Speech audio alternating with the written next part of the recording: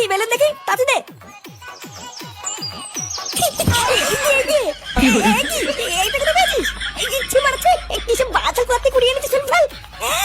আমি কত কষ্ট করে কুড়িয়ে নিয়ে আসলাম আর উনি বলতে ফেলে দিতে।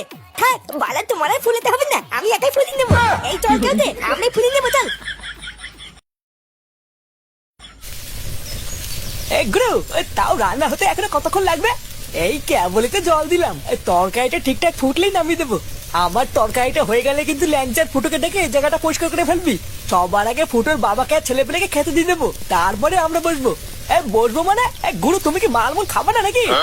আগে কিন্তু ভাত খাবো না গুরু, আগে মাল খাবো তারপরে কিন্তু ভাত খাবো বলে দিলাম। হ্যাঁ তার আগে তরকারিটা তো হোক, তারপর দেখছি।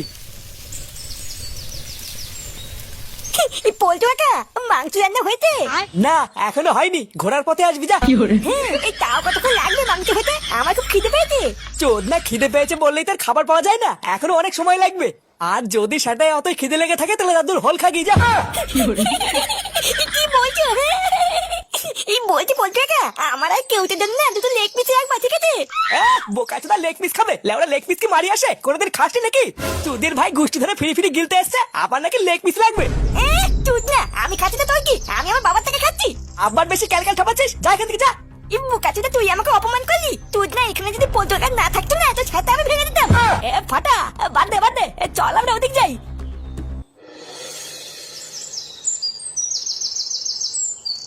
বাড়া দেখলি তো, দেখলি কিভাবে আমাদের অপমান করলা?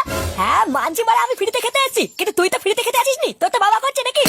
তুই বল না তোকে কি এইভাবে অপমান করাটা ঠিক হয়েছে? তার চুদ না তুই আমাকে ঠেকালি কেন? ওর ছাতা আমি ওই জায়গায় ভেঙে দিতাম। বালা 2 দিনের বাল ক্লাবে এসে বড় বাল হয়ে গেছে, আমাকে তো চেনে না। আর তোর পল্টু কাকা তো কত কিছু না বললো, দাদুর হোল খা বাল খা, তুই কি কিছু শুনলি না নাকি? ও ভুদে পল্টু কাকার কথা আলাদা, পল্টু কাকার কথা আমি কিছু মনে করি না। পল্টু কাকার মেয়ে টুনটুনিকে আমি ভালোবাসি তাই, না হলে পল্টু কাকার আমি গান মেয়ে দিতাম। পল্টু কাকার মেয়ে টুনটুনিকে তুই ভালোবাসিস? কই আমাকে আগে বলিস নি তো।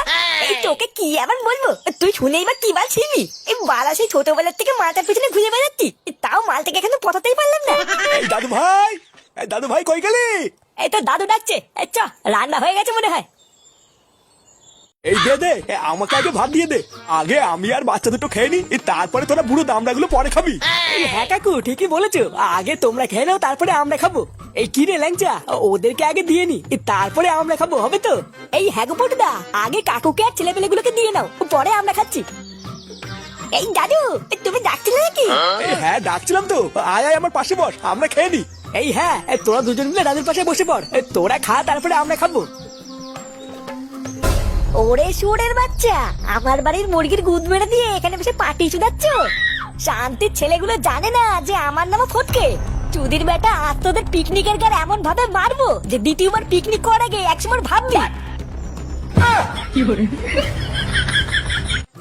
আহা কি গন্ধ! এই বুঝলি না ল্যাংচা, তরকারি দেখেই তো জিভ দিয়ে জল পড়ছে রে, মনে হচ্ছে আজকে বহুদিন পর সেটা ডুবি দুটো খেতে পারবো। আরে কাকু খাও না, তোমরা খাওয়ার পর যদি কিছু বাঁচে তাহলে আমরা খাবো। এই নে আর সময় নষ্ট করিস না, এবার ওদেরকে খাবার দিয়ে দে। হ্যাঁ দিচ্ছি। কি রে এই খাওয়ার সময় আবার এটা কি ছুটে আসলো?